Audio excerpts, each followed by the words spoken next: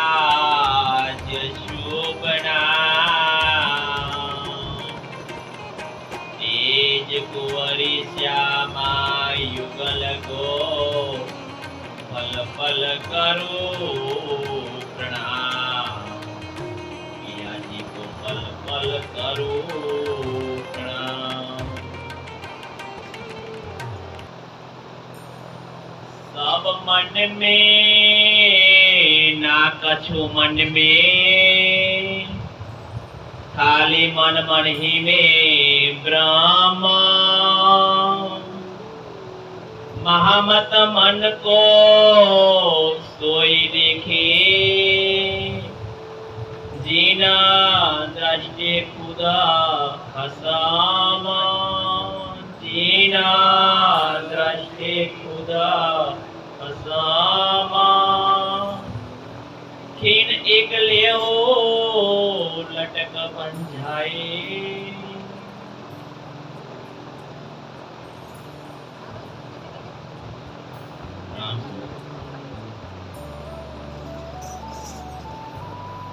प्राणों के आधार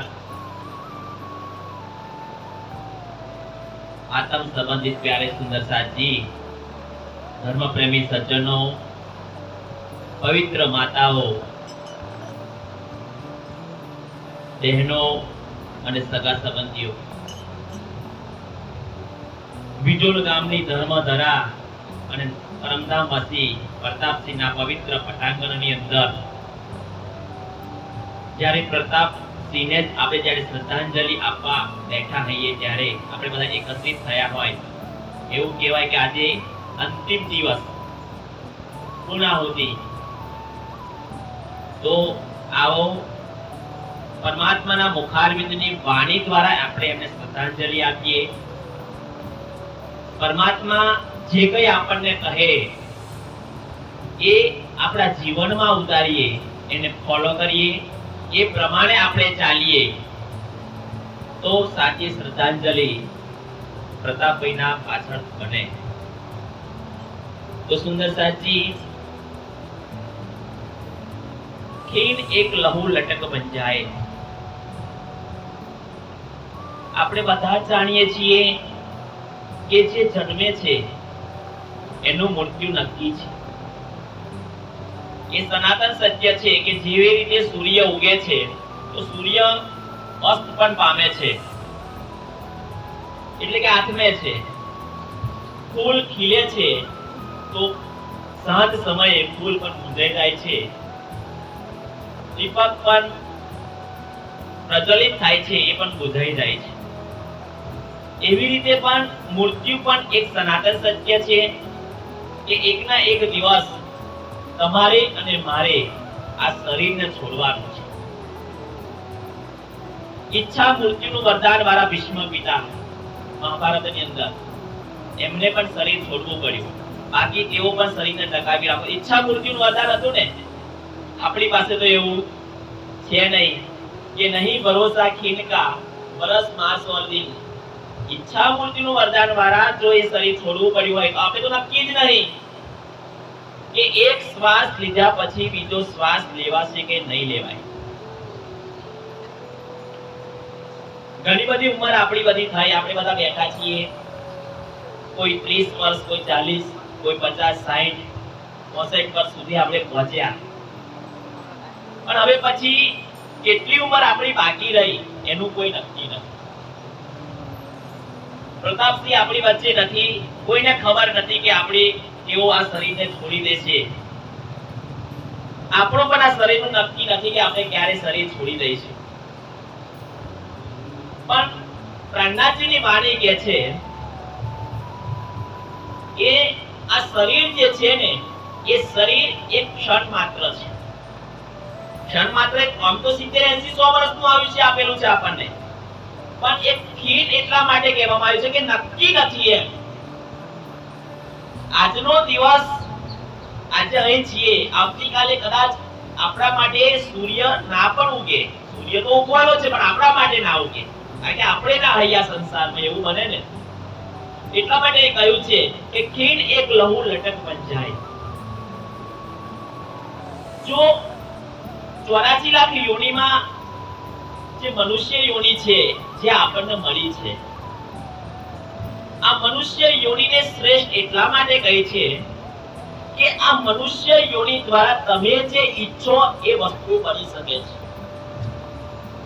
તમે જે ધારો એ કરી શકો છો, એ મનુષ્ય યોનિની તાકાત છે. પણ હકીકતની અંદર મનુષ્ય યોનિ દ્વારા ઘણું બધું થઈ શકે, પણ શું કરવું છે એનું વાસ્તવિક જ્ઞાન આપણી પાસે નથી. આજે તમે જુઓ, આજનો માનવ ચંદ્ર પર પહોંચી ગયો. વિજ્ઞાન ક્ષેત્રે કેટલા બધા સંશોધનો થયો, સંરક્ષણ ક્ષેત્રે કેટલા બધા સંશોધન થયો, ટેકનોલોજી તમે જુઓ, મોબાઈલની અંદર તમે જુઓ કેટલી બધી ટેકનોલોજી આવી. એ માનવની શોધ છે ને, આજના માનવની શોધ છે. પણ આટલી બધી શોધ થઈ તેમ છતાં કોઈને પૂછવામાં આવે કે તમારા જીવનમાં કોઈ સુખ ખરું, તમારા જીવનમાં કોઈ આનંદ ખરો, તમારા જીવનમાં કોઈ શાંતિ ખરી? હા છે, પણ કેટલું ક્ષણિક છે. કોઈ વસ્તુની પ્રાપ્ત કરવાની આપણી તાલાવેલી છે, સંકલ્પ છે, એ વસ્તુ આપણને મળી ગઈ તો આપણને હાસ થાય કે મારી જે ઈચ્છા હતી એ પૂર્ણ થઈ. પણ શું એ ઈચ્છા પૂર્ણ થવાથી બીજી ઈચ્છા એની ઉત્પન્ન નહીં થાય? એક ઈચ્છા અનેક ઈચ્છાઓ લઈને પ્રગટ થાય છે. એ છે આ માયાનો પ્રભાવ. તો મેં કહ્યું કે માનવ તન દ્વારા ઘણું બધું થઈ શકે. કર્યું છે માનવ, આજનો માનવ હજુ કેટલી દોડ લગાવી છે. પણ વાસ્તવિકતા જે છે, આપણા જે વેદો છે, શાસ્ત્રો છે, ધર્મગ્રંથો છે, ધર્મગ્રંથો પ્રમાણે આપણે જોઈએ તો એવું કહેવાય કે હર માનવનો વાસ્તવિક ઉદ્દેશ એ આત્મકલ્યાણનો છે. આત્મકલ્યાણ માટે જ આપણને આ મનુષ્ય તન મળ્યું છે. સુંદરસાજી, મહેમાનો તો આવશે ને જશે, બરોબર, પણ એક જ કલાક માટે ચર્ચા છે એટલે ધ્યાન રાખજો. એક જ કલાક માટે, વધારે સમય તમારો નહીં લેવામાં આવે. સાચી શ્રદ્ધાંજલિ 1 કલાક માટે તમે જે ધ્યાનથી સાંભળજો એ જ છે. એની પાછળ ગમે તેટલું તમે એમની પાછળ જે રડશો, વલોપાત કરશો, એ કોઈ સાચી શ્રદ્ધાંજલિ નથી. આ સાચી તો સુંદરસાજી, વાસ્તવિક ઉદ્દેશ જે આપણો છે એ ખરેખર વાસ્તવિક ઉદ્દેશ આપણે જાણતા છે, આત્મકલ્યાણનો છે. આજે આ માનવ તનની અંદર આ કોઈ ચેતન બેઠેલો છે, કોઈ જીવ છે. શું એ જીવ પહેલા કઈ હતો? આ શરીર છૂટશે તો એ જીવ ક્યાં જશે? આવા પ્રશ્નો કોઈ આધ્યાત્મિક તરફ કોઈ વળ્યું હોય, કોઈ ધર્મ સાથે જોડાયેલું હોય, એને જ આવા પ્રશ્નો થાય છે. બાકી દુનિયા એની માયામાં મસ્ત છે. બસ સવારમાં ઉઠવું, આખો દિવસ કામ કરવું, રાત્રે ખાઈને પાછું ઊંઘી જવું, સવારમાં ઉઠવું, એનું એ દિનચર્યા આપણે ચાલુ જ રહે છે, ચાલુ જ રહે છે. 70-80 વર્ષનું આયુષ્ય થાય, શરીર છૂટી જાય. રામ બોલો ભાઈ, રામ. ભાઈ, આ તો એક વાર નહીં, અનેક વાર આપણે જન્મી મરીને આયા છીએ. આ કઈ નવાઈનું કારણ નથી મળ્યું. આ પહેલા તો કેટલી વાર આપણો જીવ અનેક યોનિઓમાં અનેક તન ધારણ કરી આવ્યો છે. શું આ યોનિમાંથી જે ભવસાગર છે, જન્મ મરણનું ચક્ર છે, એમાંથી બહાર નીકળવાનો કોઈ આરો, કોઈ રસ્તો ખરો, કોઈ ઉપાય ખરો? તો છે, એનો ઉપાય છે. એના માટે વિચારવું પડે કે મારે આ જન્મ મરણના ચક્રમાંથી બહાર નીકળી જવું છે. કેમ જન્મ મરણના ચક્રમાંથી બહાર નીકળી જવાનું? જન્મવું એ મરવું એ તારું દુઃખ છે, એક નર્ક છે, નર્ક સમાન છે. માતાના ગર્ભની અંદર 9 મહિના રહેવું, બીજી પક્ષી યોનિઓની અંદર 11 મહિના 3 મહિના માતાના ગર્ભની અંદર રહેવું પડે છે. આ જીવની અંદર એ જે ગર્ભ છે એ નર્ક છે. એ નર્કની યાતનામાંથી બહાર નીકળવા માટે આજે આપણને આ મનુષ્ય તન મળ્યું છે. તો એ જન્મ મરણના ચક્રમાંથી મનુષ્ય તન દ્વારા નીકળી શકાય. બાકીની જે યોનિઓ છે, એ બાકીની યોનિઓ મનુષ્ય યોનિમાં આપણે જે કર્મ કર્યા છે ને, એ કર્મ ભોગવવાની યોનિ છે. તમે સારા કર્મ કરશો, સારું ફળ, પણ જન્મ મરણનું ચક્ર નહીં છૂટે. ખરાબ કર્મ કરશો, ખરાબ ફળ, પણ જન્મ મરણનું ચક્ર નહીં છૂટે. જન્મ મરણના ચક્કરમાંથી છૂટવા માટે એક જ ઉપાય છે કે મનુષ્ય તન રૂપી સાધન હોવું જોઈએ અને મનુષ્ય તન રૂપી સાધન દ્વારા અવિનાશી પૂર્ણ બ્રહ્મ પરમાત્મા કે જે જન્મ મરણના ચક્કરમાં નથી એની ઓળખાણ કરવી જોઈએ. એ ઓળખાણ કર્યા પછી એ અવિનાશી પૂર્ણ બ્રહ્મ પરમાત્માને પ્રેમથી એને પ્રાપ્ત કરવાના, એને ભજવાના, એની લીલાને જાણવાની. એ ક્યારે છે, એ શું કરે છે, તો આત્માનું કલ્યાણ થાય, તો જન્મ મરણના ચક્કરમાંથી છૂટી શકાય. બાકી જન્મ મરણના ચક્કરમાં છૂટી શકાય નથી. જેને જન્મ મરણના ચક્કરમાંથી છૂટવું છે એના માટે. જો આપણે ભાગવતની કથા સાંભળી હોય તો ભાગવતની અંદર આવે છે કે અંદર આ જીવ જે છે માતાના ગર્ભથી જ્યારે બહાર નીકળે ને ત્યારે 1 લાખ વીછી ડંખ મારે એટલી વેદના એને જન્મતો થાય છે, એટલી વેદના એને મરતો થાય છે. વિચાર કરો, 1 લાખ વીછી. જો કોઈને એવું લાગે કે આ ગપ્પો મારે છે, આ નિદાનંદ સંપ્રદાય નો મંચ એક એવો મંચ છે કે જગત પ્રમાણિત વાતો કરવામાં આવે છે. અહીંયા જે કઈ વાત કહેવામાં આવેલી હશે એ તમામે તમામ વાતો વેદ, પુરાણ, શાસ્ત્ર, ભાગવત પુરે સાફ નહીં કથાદંતની. અહીંયા એક એક વાત મહાભારતમાં લખેલી છે એ બતાવવામાં આવશે, ભાગવતમાં લખેલી છે એ બતાવવામાં આવશે, રામાયણમાં લખેલી છે એ બતાવવામાં આવશે, ગીતાજીમાં લખેલી છે એ બતાવવામાં આવશે. એ કુરાન, એ બાઇબલ, એ અંજીલ, એ અધ્યાયની અંદર તમામ ધર્મશાસ્ત્રોની અંદર લખેલી જે વાતો છે એ જ વાતો આપણે કરવાની છે, કોઈ નવી વાતો નથી. આ જ્ઞાનથી આપણે વંચિત છીએ, બસ એ જ્ઞાનને આપણે ઉજાગર કરવાનું છે. મનુષ્ય તન મળ્યો છે, કળિયુગ મળ્યો છે, સાચા સદગુરુ મળ્યા છે, ભરત ખંડ મળ્યો છે. કેટલા નસીબદાર છીએ આપણે, કેટલા ભાગ્યશાળી છીએ કે ખરેખર મને મનુષ્ય તન મળ્યું છે. તો એ મનુષ્ય તનને આપણે ક્યારેય વેડફવાનું નથી. એટલે કહ્યું છે ખીર એક લહુ લટક બન જાય. જાગ્યા ત્યાંથી સવાર. બસ અત્યાર સુધી મને ખબર નથી, હવે ખબર પડી કે મનુષ્ય તન તો મને પરમાત્માને પ્રાપ્ત કરવા માટે મળ્યું છે. તો લાવો કે પરમાત્માની શોધમાં હું લાગી જાઉં. મારા આત્મા કલ્યાણ માટે મળ્યું છે, લાવો મારા આત્માની પહેચાન કરી લઉં. હું કોણ છું, હું ક્યાંથી આવ્યો છું, ક્યાં જવાનું છે, આ સંસારમાં આવા પાછળનું મારું પ્રયોજન શું છે. આ પ્રશ્નોનું સમાધાન એ આત્મા કલ્યાણનો રસ્તો છે, માર્ગ છે. જ્યાં સુધી આ પ્રશ્નનું સમાધાન ના કરે, પણ આ પ્રશ્નનું સમાધાન કોણ કરે? આ પ્રશ્નોનું સમાધાન એ સાચા સદગુરુ કરે. તો એ સાચા સદગુરુની પહેચાન કઈ છે? સદગુરુને ક્યાં શોધવા આપણે? કયો છે સદગુરુ? તો એ સદગુરુને શોધવા માટે આપણે શાસ્ત્રો તરફ વળવું પડે. ભાઈ રામાયણ સાચા સદગુરુની પહેચાન કરાવે છે? તો ભાઈ હા. મહાભારત સાચા સદગુરુની પહેચાન કરાવે છે? તો ભાઈ હા. ગીતાજી કરાવે છે? તમામે તમામ ધર્મ ગ્રંથો સાચા સદગુરુની પહેચાન કરાવે છે. જો એ ધર્મ ગ્રંથો દ્વારા જો સાચા સદગુરુની પહેચાન થઈ જાય તો સાચા સદગુરુ એ સત્ય જ્ઞાન આપે અને એ જ આવાગમનના ચક્કરમાંથી બહાર કાઢે. બાકી દુનિયાની કોઈની તાકાત નથી કે આવાગમનના ચક્કરમાંથી બહાર કાઢે. દુનિયા ભક્તિ કરે છે, 95% ને પૂછવામાં આવે કોઈ મંદિરમાં જતા હોય, મોટા મોટા મંદિરોની અંદર તમે જોજો 4 ધામની યાત્રાની અંદર આપણે ગામની અંદર નાનું મંદિર હોય તો સમજ્યા તો ભીડ ઓછી હોય, પણ 4 ધામની યાત્રાએ તમે જાઓ, કોઈ અંબાજી જાઓ, પાવાગઢ જાઓ, તો મંદિરોની અંદર ડાકોર તમે આવો તો ચોગર પણ તમે દર પૂનમે કેટલી ભીડ થાય છે. તેમાંથી મંદિરમાંથી નીકળતા એ ભક્તોને તમે પૂછજો ભાઈ તું શા માટે આવેલો? એક પ્રશ્ન તો કરજો. શ્રેય ભક્તિ અને પ્રેમ ભક્તિ, શ્રેય માર્ગ અને પ્રેમ માર્ગ. શ્રેય માર્ગ એ આત્મકલ્યાણનો માર્ગ છે અને પ્રેમ માર્ગ એ સંસારની ચાહનાઓ, સંસારની વસ્તુઓ પ્રાપ્ત કરવા માટેનો માર્ગ છે.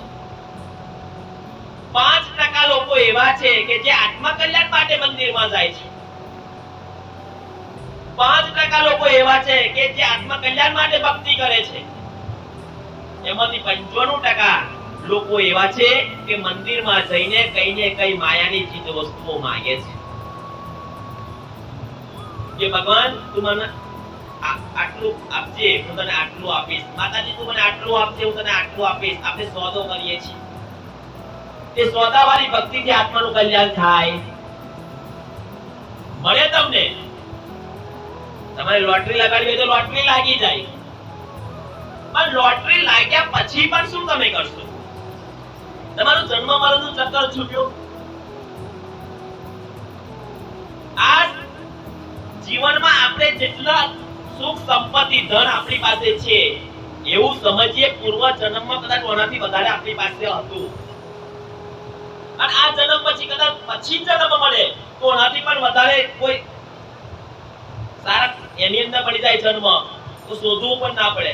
ધીરુભાઈ અંબાણીના ઘરમાં કદાચ મળી જાય તો, પણ શું એ પૂરતું છે? એનાથી સુખ શાંતિ આનંદ મળશે? ક્યારેય નહીં. સુખ શાંતિ આનંદ આજનો માનવ શોધી રહ્યો છે એ જાજવાના નીર સમાન છે. તમને ભાસ થાય છે આપણા ઘરમાં કોઈ નાનું બાળક નથી, અને જો નાના બાળકનો જન્મ થાય કોઈ મન્નત માનવામાં આવે કે ભાઈ મારે કે નાનું બાળક નથી, શેર માટેની ખોટ છે, પૂરી થઈ જાય. માતાજી હોય, ભગવાન તમે તેને મન્નત માનો. શું એ ખોટ પૂરી થયા પછી તમે સુખી થઈ જવાના? તમારા જીવનમાં જે આનંદ છે આનંદ કાયમ રહેવાનો નથી રહેવાનો. સુખ શાંતિ આનંદ માટે દુનિયા દોડે છે, પણ પરમ સુખ, પરમ શાંતિ અને પરમ આનંદ માટે નથી દોડતી. પરમ સુખ કોને કહેવાય? કે જે સુખ પ્રાપ્ત થયા પછી એ સુખમાં ક્યારેય દુઃખ ના આવે. જે શાંતિ પ્રાપ્ત થયા પછી એ શાંતિમાં ક્યારેય કલશ ના થાય, આનંદમાં ક્યારેય ના ખુશી ના આવે. તો એ જે છે એ પરમાત્મા છે, એ પરમાત્માનું ધામ છે.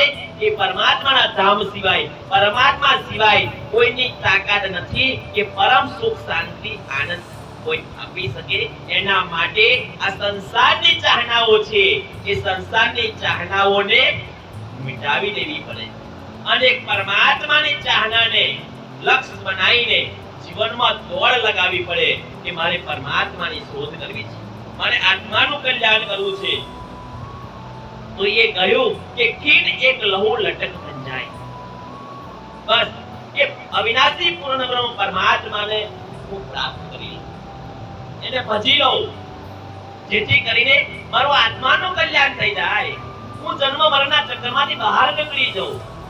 બાકી તો 1,98,53,124 વર્ષ થયો આ બ્રહ્માંડની ઉત્પત્તિ થઈ,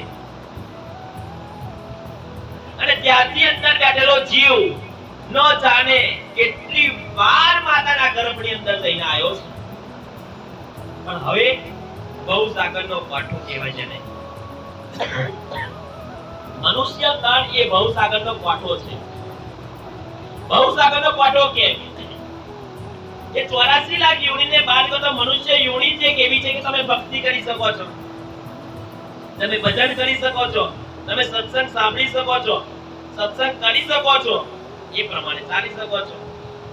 જો આ યોનિને તમે નહીં સંભાળો, મનુષ્ય તનની સાર્થકતાને નહીં સમજો તો બીજી હત્યાનો પાર નથી.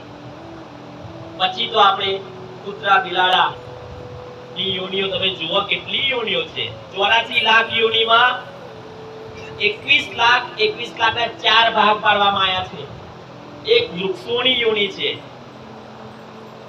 એક દ્વિબીજ કે જે અનાજ જે જમીનમાંથી જે કોઈ ઉગે છે એની યોનિ છે, એક ઈંડાથી જન્મે એની યોનિ છે, એક પિંડથી જન્મે એની યોનિ છે. દ્વિબીજ યોનિ જેને કહેવામાં આવે કે જે પરસેવાથી ચાચર માકડ મચ્છર એ બધી યોનિઓ અસંખ્ય જીવો ઉત્પન્ન થાય છે એ યોનિ છે. એ યોનિઓમાં આપણે જઈને જ આયા છીએ. જે યોનિઓ જે છે એ નર્ક છે. મનુષ્ય યોનિ દ્વારા આપણે કોઈ ખરાબ કર્મ કર્યા, કર્મ દ્વારા આપણી યોનિ તૈયાર થાય છે. આપણને પુત્રાની યોનિમાં જન્મ મળી ગયો સમજો તો પુત્રાની યોનિમાં જે જીવ ગયો એ પુત્રને હડે હડે હડે કોઈ ખરી બેહવા દે ખરા, બિલાડીને બેહવા દે ખરા. ખેતરમાં જે પાક તૈયાર થાય છે, જે ભૂંડ હોય છે, નીલ ગાયો જેને રોજો હોય છે, વાંદરાઓ હોય છે, કેટલી રંજાડ છે. જો આ તનને નહીં સંભાળીએ, મનુષ્ય તનની સાર્થકતાને નહીં સમજીએ તો કદાચ આપણે પણ એ ભૂંડની યોનિમાં જવાની તૈયારી રાખવાની અને એ જ ભૂંડ બનીને કદાચ આપણે આપણા જ ખેતરમાં ના આવ્યા એવું પણ બની શકે સાહેબ.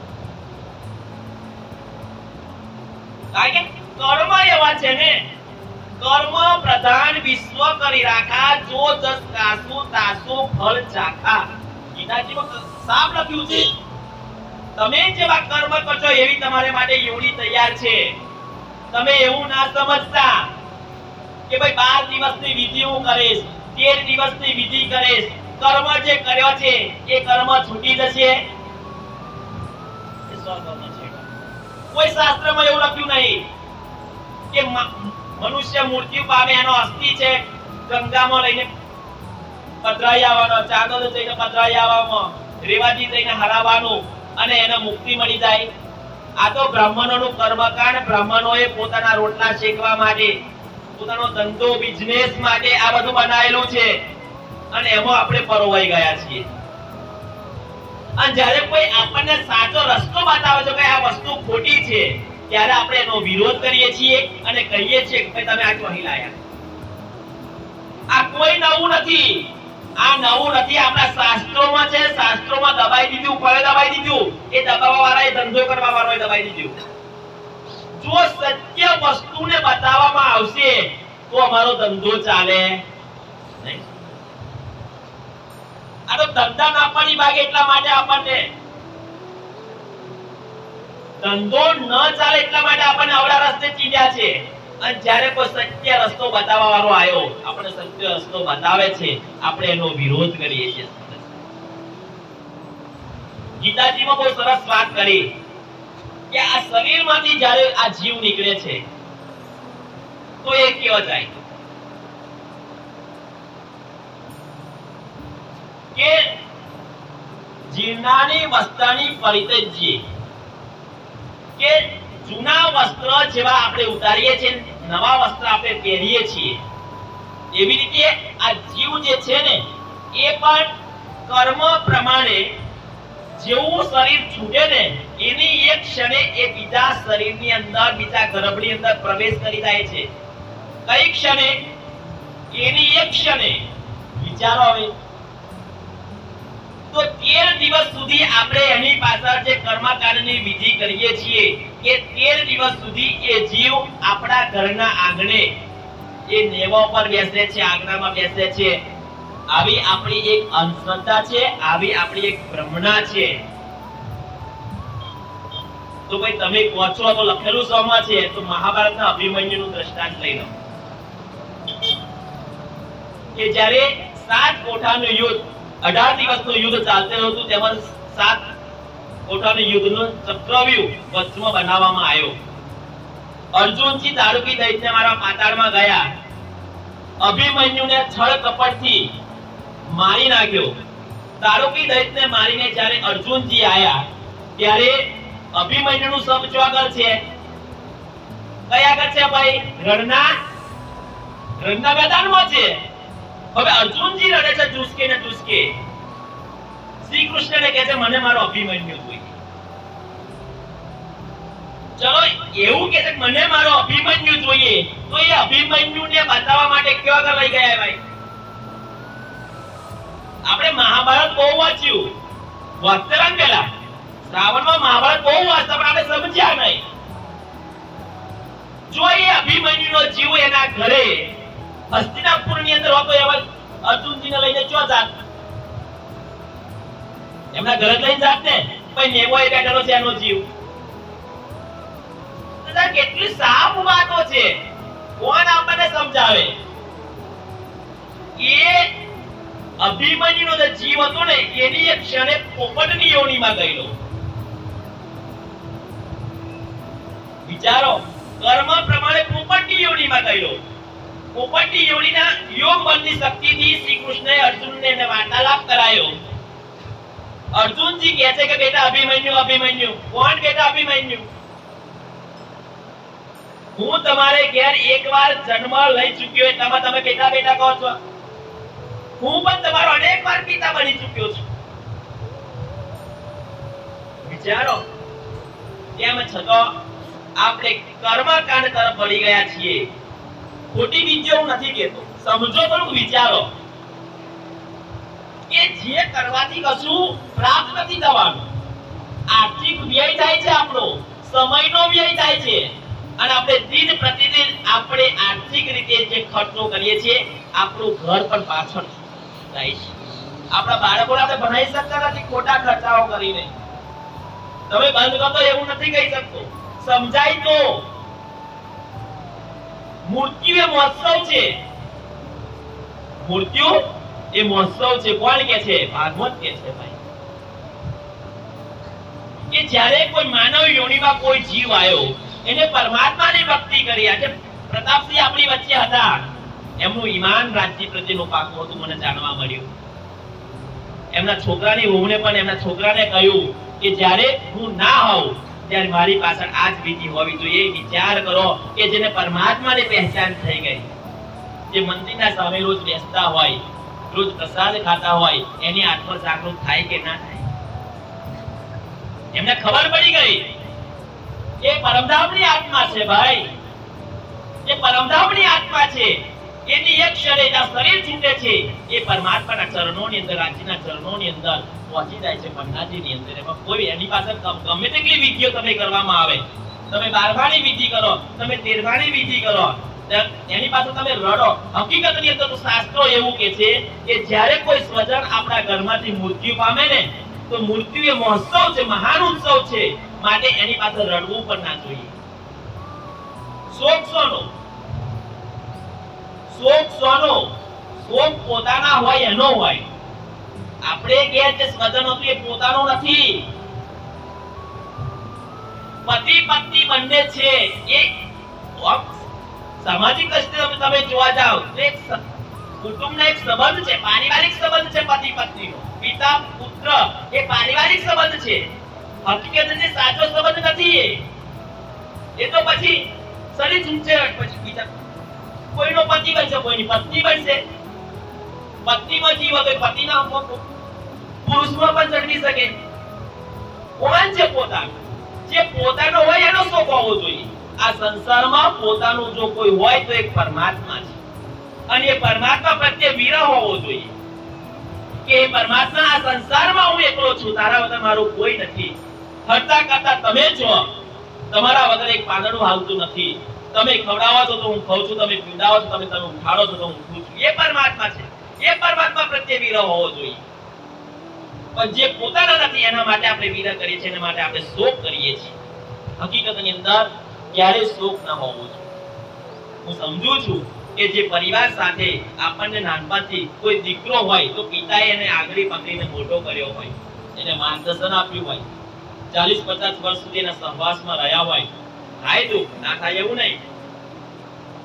પણ એ દુઃખ કરીને પણ આપણે શું કરી લેવાના છીએ?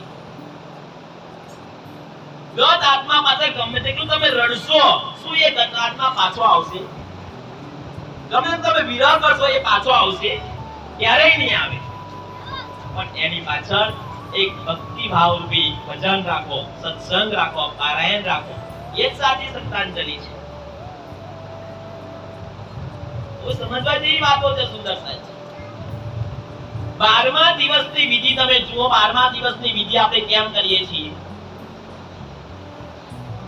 હું કરતેલો, અમે બધાય કરતેલા, અમે બંધ કરી છે. કેમ કરી? સાચી સમજણ આયા પછી કરી છે. 12મા દિવસની તમને વિધિ સમજાવું કે ભાઈ બા મેં પહેલા સમજાવ્યું ને કે અભિમન્યુનું તમને દ્રષ્ટાંત આપ્યું, જીવ તો એમાં રહેતો જ નથી, એની એક્શન બીજે ગતો રહ્યો. તો ગતો રહ્યો અને 12મા દિવસે ગાયનું પૂજન આપણે કરીએ છીએ, ગાય લાવીએ છીએ, ગાયનું પૂછડું ધોઈએ, ગાયનું પૂજન કરીએ છીએ, બ્રાહ્મણને બોલાવીએ છીએ. ગરુડ પુરાણમાં લખ્યું છે, નથી લખ્યું એવું નહીં. પણ હું કહું કે ભાઈ એ ગાયનું પૂજન કરવાથી લાભ શું? તો લાભ ગરુડ પુરાણમાં લખ્યું છે. ગરુડ પુરાણ પ્રમાણે નહીં, પણ બ્રાહ્મણ એવું કે, કોઈ બ્રાહ્મણ આ તમે પૂછ્યો કે ભાઈ આ ગાયનું પૂજન કરવાથી શું લાભ, તો બ્રાહ્મણ કદાચ તમને કહે કે ભાઈ ગાયનું પૂજન કરવાથી એને સ્વર્ગ મળે છે. જો ગાયનું પૂજન કરવાથી સ્વર્ગ મળતું હોય તો આપણે જ્યાંથી સમજણ આપણને માણસ મરે ત્યારે આવે છે એ પહેલા આપણે ગાયનું પૂજન કરીએ તો પછી મર્યા પછી કરવું પડે? કેટલું સાફ વાતો છે અહીંયા આગળ. આપણે જાણીએ છીએ કે ગાયનું પૂજન કરવાથી સ્વર્ગ મળવાનું છે, તો આપણે ઘેર ગાય રાખો, પહેલે જ એનું પૂજન કરો, મર્યા પછી શું એનું પૂજન કરવાની જરૂર પડે? ચાલો, ગાયનું પૂજન કરવાથી સ્વર્ગ મળે શું? તો ભાઈ એવું કહેવામાં આવ્યું છે કે વૈતરણી નદી પાર કરી આપે છે ગાય. તો બ્રાહ્મણને પૂછો કે વૈતરણી નદી આવી ક્યો? આપણે પૂછતા જ નહીં. આપણે તો બાપ દાદાઓએ જે કઈ વિધિઓ લઈને આયા ને એ પ્રમાણે ચાલતા જ ગયા, સીધી હાર ઊંટ કટાર. કોઈએ કશું પૂછ્યું જ નહીં ભાઈ આ વિધિ શા માટે કરવામાં આવે છે. વૈતરણી નદી આવી ગયો તો વૈતરણી નદી ક્યાં આગળ આવી ભાઈ? નર્કમાં આવી.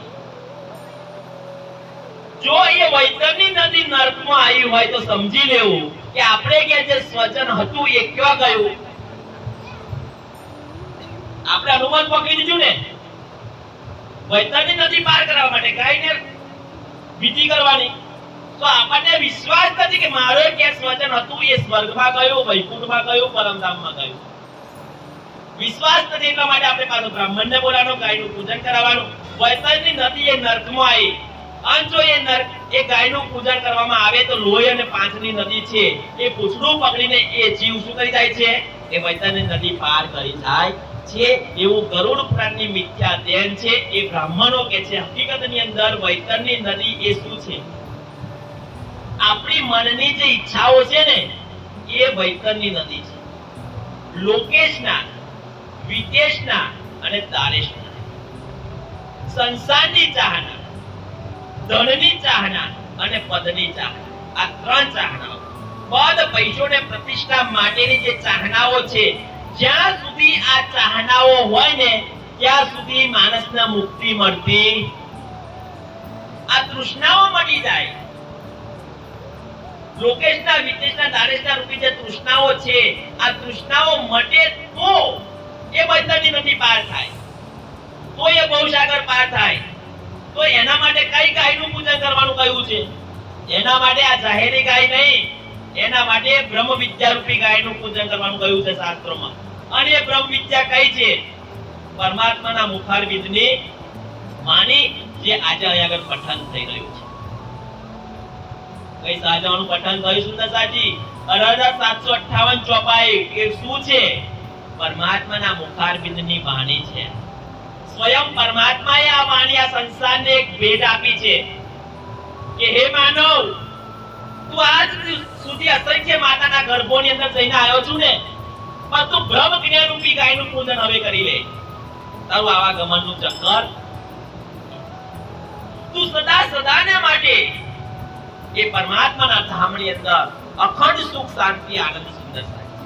અહીં તો કેટલી ઝંઝટો છે. આપણે સવારમાં બપોર જમ્યા, સોજે શું જમીશું એની ચિંતા, સોજે જમ્યા સવારમાં પછી શું જમીશું એની ચિંતા. પણ એક એવું ધામ છે કે જો ખાવું જ ન પડે, જો પીવું જ ન પડે, જો ઊંઘવાનું નહીં, કશું જ નહીં, આનંદ ही आनंद, प्रेम ही प्रेम, सुख ही सुख, અષ્ટપહર ની 64 ગયા બસ એ પરમાત્માના ધ્યાન ચિંતનની અંદર એની લીલાની અંદર મસ્ત બનીને વિહાર કરવાનું. તો એ ધામને આપણે પ્રાપ્ત કરી લઈએ તો આ ઝંઝટોમાં નીકળાય કે ના નીકળાય. પણ આ ઝંઝટોને છોડો તોય એ મળે, બાકી ના મળે. તો એટલા માટે કહ્યું છે કે ખીન એકલા ઉલટક બન જાય સુંદર સાજી. તો એ એટલા માટે અહીંયા સુંદર સાજી આ વિધિ અહીંયા નથી રાખવામાં આવી. કોઈને કોઈ સગા સંબંધીને કોઈ સમાજવાળાને કોઈ એવો પ્રશ્ન થાય કે ભાઈ આ તો આ વિધિ કેમ ના રાખવામાં આવી, અહીં સત્ય વસ્તુને એક જાહેર કરવામાં આવી છે. કોઈને મન દુઃખ થયું હોય સગા સંબંધીને, ભાઈ અમને દહેડી ના છે, એમ આપણો લોકલ શબ્દ શું છે, મમ્મી પાસે કશું ના કરી કે દહેડી ના છે, ભાઈ દહેડી ની ના છે. એમના પાસે જે વિધિ થઈ છે ને આ વાણીના માટે, આ જે બ્રહ્મયજ્ઞ થયો ને, બ્રહ્મયજ્ઞની તાકાત જાણો છો તમે? આ વાણી માટે લક્ષ્મીને પૂછી આવો, આ વાણી માટે ઉમાને પૂછો કોણ છે લક્ષ્મી? 14 બ્રહ્માંડની માલકી, 7 કલ્પાંત સુધી તપસ્યા કરી આ વાણી માટે, પણ એક શબ્દ મળ્યો નથી. આજે પ્રતાપસિંહના કારણ કારજ નિમિત્તે આજે આ જ્ઞાન આપણને સાંભળવા મળે. આપણે કેટલા ભાગ્યશાળી. તો મહાન કોણ? લક્ષ્મી કે આપણે? આજે દુનિયા લક્ષ્મી પાછળ કહાણી બની ગઈ છે ને. ધમ પછાડા શું કરીએ છીએ આપણે? કોઈ જવાજે લઠ્ઠા કૂટીએ છીએ લક્ષ્મી હારું જ ને. આપણે લક્ષ્મી કરતા મહાન છીએ. કેમ? આપણને આ વાણી મળી છે. એ ઉમા હક નિસ્બત નહીં હોવાને કારણે હિમાલયની ગુફામાં ઉમા પણ અમરનાથની ગુફામાં ઊંઘી ગયો. કેમ ઊંઘી ગયો? એમના નસીબમાં વાણી નથી. પણ નસીબમાં વાણી નથી, પણ પછી ના કહી શક્યા શંકર ભગવાન.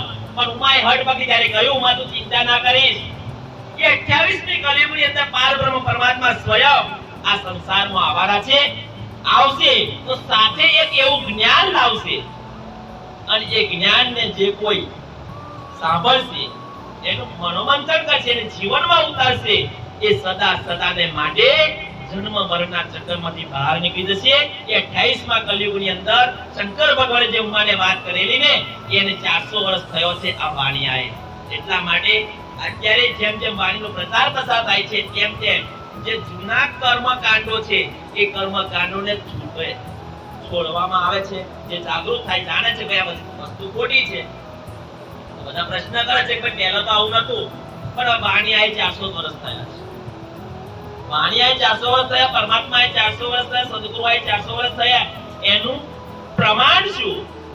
તો સ્વયં શંકર ભગવાન, સ્વયં બ્રહ્માજી, સ્વયં વિષ્ણુ ભગવાન કહે છે કે કલિધન્યો મહેશ્વર. રામાયણની અંદર કહ્યું છે કે 1735 ની અંદર અઠવાના કુંભ મેળાની અંદર બુદ્ધ નિષ્કલંક અવતાર જાહેર થશે, અને એના સત્સંગમાં જે કોઈ આવશે તે સદા સદાને માટે જન્મ મરણના ચક્રમાંથી બહાર. ગુરુ વશિષ્ઠ પણ કહે છે, રામાયણમાં કહે છે, મહાભારતમાં કહે છે, ગીતાજીની અંદર ઉત્તમ પુરુષની વાતો કરવામાં આવી છે. તો આ કઈ નવું નથી, આપણા શાસ્ત્રોમાં લખેલું છે, પણ ખરેખર આપણે શાસ્ત્રોથી વંચિત છીએ. કોણ શાસ્ત્રોને આપણે આજે પૂછવામાં આવે કે વેદો કેટલા છે, આપણે વેદો જાણતા નથી. આપણે સનાતનની વાતો કરીએ છીએ. સનાતનની વાતો કરતા હોઈએ તો સનાતનના જ્ઞાનની આપણે કેમ નથી વાતો કરતા? જે વેદો આયા છે, વેદો શા માટે આયા? વેદો એ આત્મ કલ્યાણ માટે આયા છે, માનવ જીવનના ઉદ્ધાર માટે વેદો આયા. તો એ વેદોનું જ્ઞાન આપણી પાસે ખરું? મહાભારત પહેલા આ વિધિ હતી ખાટલાની નથી.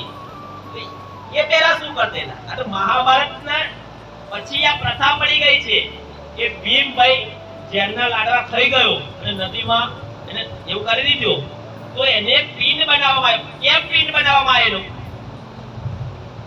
એનો સબ જોયું જ નતું, ક્યાં ગયું એ ખબર નથી, એટલા માટે એનું પિંડ બનાવવામાં આવેલું. આપણે કહેતો જે સ્વજન જે નથી એને તો આપણે બારી મૂક્યું, પછી એની પાસે કઈ આવે કશું પિંડ નતું, એટલા માટે પિંડ બનાવ્યું અને સરપંચોમાં છોડાયો. આપણે તો છે જ અહીંયા આગળ. આપણે સમજતા નથી, સમજવાની જરૂર છે. સુંદર સાહેબ, સત્ય વસ્તુને પહેચાનો, સત્ય પ્રમાણે ચાલો. જો જીવનમાં ઉદ્ધાર કરવો હોય, આત્માનું કલ્યાણ કરવું હોય તો માટે જાગ્યા તોથી સવાર સમજીને કાલ કરે સો આજ, આજ કરે સો અબ પછતાએ ક્યાં કરે જબ ચીડિયા ચુપ ગઈ. એવું બ્રહ્મ નારે છો કે ભાઈ આ વાતો ખોટી છે, આ સાચું, આ સાચું. નહીં, સત્ય વસ્તુની પહેચાન કરી લો. બસ સમય આવી ગયો છે, પાકી ગયો છે. એ કહ્યું છે કે જન્મથી હી તેરો અંગ જૂઠો. આ શરીર કેવું છે? જૂઠું છે. જન્મ્યા ત્યાંથી માણસ જન્મે છે તે જ ક્ષણથી જ એની પાછળ કાળ એનો પીછો કરે છે. જન્મથી તેરો અંગ જૂઠો.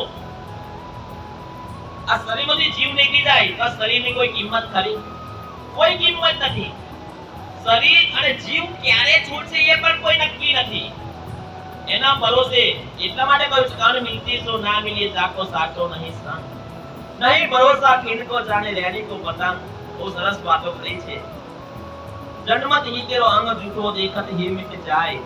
रे जीव निमक के नाटक में तू रह्यो क्यों मिल. निमक रूपी नाटक છે આ. એક ક્ષણ માત્રનું નાટક છે. એ નાટકની અંદર હર માનવ મસ્ત બની ગયો છે. સામા બની ગયો છે? સુંદર સાચી માયાની અંદર. જેવી રીતે ભમરો હોય છે, ભમરો સુવાસની અંદર મસ્ત બની જાય છે. માછલી એના જીભની રસનાની અંદર મસ્ત બની જાય છે. હાથી શરીર સ્પર્શની અંદર મસ્ત બની જાય છે. એવી રીતે આજનો માનવ એની પાંચે પાંચ ઇન્દ્રિયો દ્વારા બસ આ માયા, આ બ્રહ્માંડને એક અખંડ સમજી બેઠો છે. આ જે છે એ સાચું છે. હકીકતની અંદર આ શરીર પણ સાચું નથી. શરીર તો સાચું નથી, આ બ્રહ્માંડ પણ સાચું નથી. આ શરીર બ્રહ્માંડ એ અસત જળ અને દુઃખનું બનેલું છે. પરમાત્મા એક એવી વસ્તુ છે કે જે સત ચિત અને આનંદનું સ્વરૂપ છે. અસત જળ અને દુઃખ રૂપી બ્રહ્માંડની અંદર આપણે સુખ શોધવા આવ્યા છીએ. કાજલની કોટડીમાં તમે પ્રવેશ કરો તો કાજલની કોટડીમાં પ્રવેશ કર્યા પછી એક કાજલ લાગ્યા વગરનું રહે ખરું? ગમે તે તમે કપડો સાચવો, ગમે તે તમે શરીર સાચવો, તો એમાંથી તમે કાજલ લાગ્યા વગર બહાર નીકળી શકવાના? કે કોટડી સોની છે? કાજલની છે. તો આ બ્રહ્માંડ સોનું છે? દુઃખનું છે. દુઃખના બ્રહ્માંડની અંદર આજનો માનવ એટલો બધો બાવરો બની ગયો છે, એટલો બધો પાગલ બની ગયો છે, એવો સુખ શોધી રહ્યો છે. ભાઈ સુખ તો પરમાત્માના ધામમાં છે. એ પરમાત્માના ધામને તું પરમાત્માને ઓળખી લે ને, તું એ ધામને ઓળખી લે તો તને એ સુખ મળવાનું છે. બાકી નહીં આવું તો અનેક યોનિઓમાં આપણે સુખ શોધતા શોધતા આયા અને હવે પછી પણ કેટલું સુખને શોધવાના છીએ, એ સુખ નથી મળવાનું. એ કહ્યું છે કે જીવ નિમક કે નાટક में तू क्यों रहो बिलमाए. देखत ही चली जात बाजी. વિચારો, આપણી નજર હેઠળ કેટલાય ની અંતિમ યાત્રામાં આપણે ગયા છીએ. કોઈ નહીં ગયા તો પણ જોઈ પણ હશે આપણે, છે ને? એક ના એક દિવસ આપણી પણ અંતિમ યાત્રા નીકળવાની. અંતિમ યાત્રા એટલે ખબર છે ને? અગ્નિ સંસ્કાર, જે 16 સંસ્કારમાં એનો છેલ્લો સંસ્કાર, છેલ્લી યાત્રા આપણી. બસ આ સંસાર છોડીને આપણે જઈશું ત્યારે એ યાત્રા. તો એ યાત્રામાંનો ભોગ આપણે પણ બનવાના છીએ. પણ એ પહેલા એ કહ્યું છે કે દેખત ही चली जात बाजी भूलत क्यों प्रभु भाई. आपको पृथ्वी पति का हावे ऐसे कहते गए. ત્યારે પેલી ચોપાઈ યાદ આવે આપણને કે આયા હે સો રાજા રંગ ફકીર, કોઈ સિંહાસન ચढ़ी चले कोई बातें जात जरी. आपको पृथ्वीपति का આવે, પોતાની જાતને મહારાજા, સમ્રાટ, ચક્રવર્તી રાજા કેવડાવવા વાળા રાજાઓ પણ સુંદર સાચી આ શરીર છોડીને ગયા છે. ગયા ને તો આપણે કિસ કીર્તિ મોડી. આપણે તો એમના સામે કશું નહીં ને, પણ તેઓ પણ ગયા કે આપકો પૃથ્વીપતિ કહાવે ऐसे कहते गए બજાए. અમરપુર સિરદાર કહીએ કાલ ન છોડત થાય. એવો સરસ સમજવા જેવો પ્રસંગ છે. સુંદર સાચી અમરપુર સિરદાર કહીએ. અમરપુર કોને કહેવામાં આવે છે? વૈકુંઠને. અમરપુર સિરદાર કહીએ. તમે વિચાર કરો, વૈકુંઠને શું કહ્યું છે? સિરદાર કહેવામાં આવ્યું છે. કાળ તાકો છોડત નહીં. આ શરીર તો છૂટી જવાનું. સમજો, આ શરીર તો જૂઠું છે. મેં કહ્યું ને કે આ બ્રહ્માંડ જૂઠું છે. 14 લોકનું બનેલું બ્રહ્માંડની અંદર જે વૈકુંઠ છે એને શ્રેષ્ઠ માનવામાં આવે છે. હર કોઈ સ્વર્ગમાં જવા માટે ભક્તિ કરે છે, પુણ્ય કરે છે, દાન કરે છે, ભજન કરે છે, કીર્તન કરે છે, બધું કરે છે, ચાર ધામની યાત્રાઓ કરે છે, ચાલો એને સ્વર્ગ મળી પણ ગયું. કોઈ એથી વિશેષ દાન પુણ્ય કર્યું, વિશેષ સારા કર્મ કર્યા, એને વૈકુંઠ મળી ગયું. તો શું સ્વર્ગમાં સ્વર્ગ એ અખંડ છે? વૈકુંઠ એ અખંડ છે?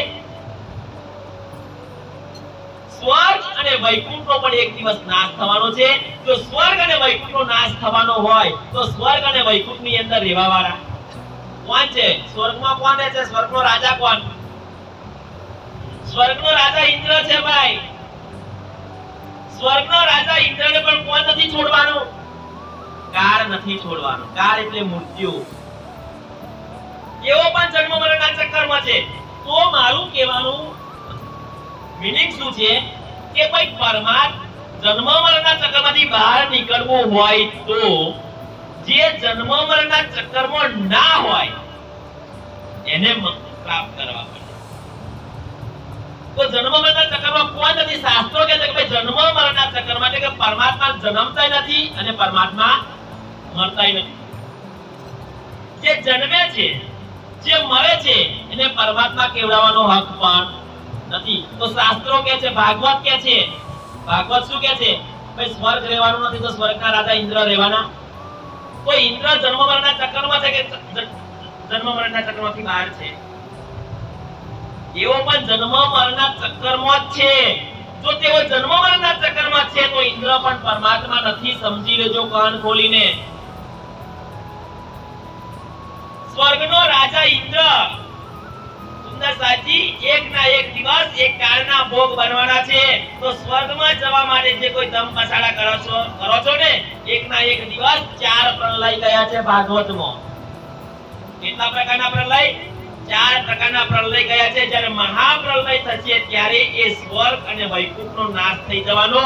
નહીં ઇન્દ્ર રહેવાના, નહીં બ્રહ્મા, વિષ્ણુ ના મહેશ રહેવાના. તો એમના થકી જે કઈ બનાવેલી ગતિવિધિઓ જે છે એ વિધિઓ રહેવાની. આપણે એની પાછળ પડ્યા છીએ. 13 દિવસની વિધિમાં શું કરવાનું? ખાટલો ઢાળવાનો, બ્રાહ્મણને બોલાવવાનો. ખાટલામાં શું કરવાનું? સગા સંબંધીઓ આવે, કુટુંબ દોસ્તાર આવે, કંઈક ને કંઈક સાથે લેતા આવે. કોઈ અનાજ લાવે, કોઈ ફળફળાદી લાવે, શાકભાજી લાવે, બધું લાવે. એમાં મૂકીએ છીએ આપણે. શા માટે મૂકીએ છીએ? આ મૂકવા પાછળનું કારણ શું? કે જે સ્વજન આપણા ઘરમાં હતું એ નથી રહ્યું, એ ગયું છે, એને મળે એટલા કઈ મળે કરું. કોણ પહોંચાડે? બ્રાહ્મણ પહોંચાડે. કઈ રીતે મળે? મળે તો ક્યારે? એ સ્વજન હયાતમાં છે અને એને જે કઈ પુણ્ય કર્યું છે એ પુણ્ય રૂપી બાધું એને અવશ્ય મળે. પણ એના ગયા પછી ના મળે. એ સ્વર્ગ ગયા તો સ્વર્ગમાં ગયા તો આ વસ્તુઓ મોકલાવવાની જરૂર ખરી? 2 કિલો ચોખા મૂક્યા હોય, 2 કિલો ચોખા ચાલે કેટલો ટાઈમ?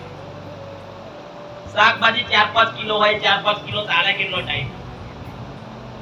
કોઈ બેટરી મૂકે, ફણસનો જમાનો તો બેટરીનો જમાનો આવ્યો. હવે તો બેટરીનો જમાનો, મોબાઈલનો જમાનો આવી ગયો. મોબાઈલ જ મૂકવો જોઈએ. કારણ કે મોબાઈલમાં બધું આવી જાય અને તો જાય તો ફોડે કરે. સમય આવશે, એક સમય આવશે કે ખાટલામાં આપણે મોબાઈલમાં જ મૂકીશું. અત્યારનો ખાટલો 10,000 નો થાય, મોબાઈલ મેળશું એટલે 20,000 નો. કારણ કે આપણને કોઈ ઉલ્લુ બનાવી રહ્યું છે અને આપણે બની રહ્યા છીએ. સમજો, વિચારો. હું કોઈની નિંદા નથી કરતો, હું સત્ય હકીકત સમજાવું છું કે આપણે હિન્દુ સમાજ અને હિન્દુ સમાજમાં સૌથી વધારે જો કર્મકાંડ અંધશ્રદ્ધા હોય તો આપણા ક્ષત્રિય સમાજની અંદર. આ રાજપૂત સમાજ, ક્ષત્રિય સમાજ બેઠો છે ને, સૌથી વધારે જો અંધશ્રદ્ધા અને કુરિવાજો હોય ને તો આપણામાં જ છે. અને આર્થિક રીતે આપણે પાછળ છીએ ને એનું કારણ આ રીઝન આવું છે. આપણે શોધતા જ નહીં. પછી આપણે શું કહીએ? પેલો બહુ પૈસા વાળો, પેલો ગાડી વાળો, પેલો બંગલા વાળો. આપણે નહીં. એનું કારણ શું છે? આપણે ઈર્ષ્યા દ્વેષ ભાવમાં રહ્યા. પણ આપણે આપણો કર્મ જે કર્મોળી છે એને શોધતા વિચારો સુંદર સાચી વિચારવા જેવી બાબત છે. હવે આવો કોઈ પ્રસંગ બને છે તો વારંવાર ચર્ચામાં કહું છું કે એ પ્રસંગ બન્યા પછી આપણે તસવીર ઊભી બનાવીએ છીએ યાદ માટે કે મારા પિતા આવા હતા, મારા દાદા આવા હતા, મારી મમ્મી આવી, ત્યારે ફોટો ભાઈ બનાવી દઈએ, એની ઉપર આપણે લખી દઈએ છીએ. શું લખીએ છીએ? લખીએ છીએ એ સ્વર્ગવાસી, બરોબર, વૈકુંઠવાસી, પરમધામવાસી, આવું બધું લખીએ. જેને જેની જે માનતા હોય એ રીતે આપણે લખીએ છીએ. આજ દિવસ સુધી કોઈ એવું નથી લખ્યું નરકવાસી. એવું કેમ નહીં લખ્યું? કે આપણો ભાવ, આપણે ઘેર કોઈ સ્વજન છે એના માટે ભાવ કેવો છે? આપણો ઊંચો ભાવ છે સાહેબ. તો ઊંચો ભાવ છે તો એની પાછળ વિધિ કરવામાં આવે તો વિધિ માટે પણ ભાવ કેવો હોવો જોઈએ? તો આપણે 12માની વિધિ કેમ કરીએ છીએ? વૈતરની નથી, નરકમાં આવી, નરકમાં તો ગયા નહીં.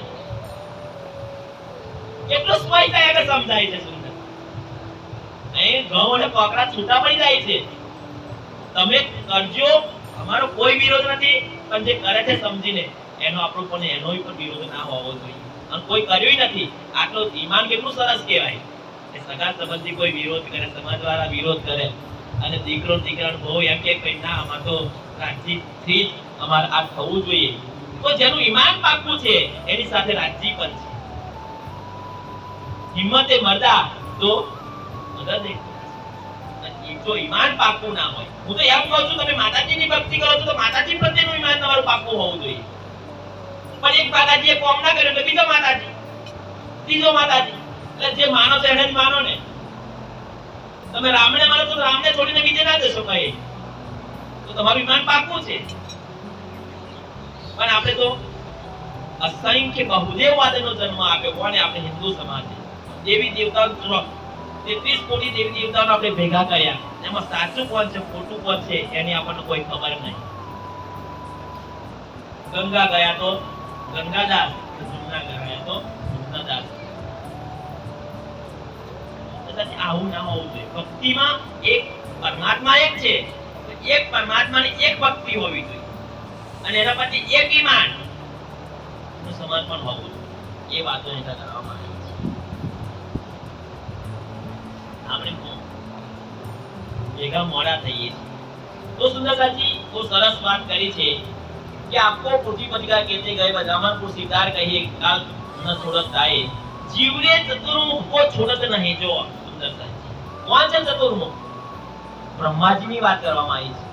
બ્રહ્માજી પણ સુંદરસાજી એકના એક દિવસ જન્મ મરણના ચક્કરમાં હોવાને કારણે તેઓ પણ શરીર છોડવાના છે, તેઓ પણ મૃત્યુ પામવાના છે, તેઓ પણ મહાપ્રલયની અંદર નાશ થઈ જવાના છે.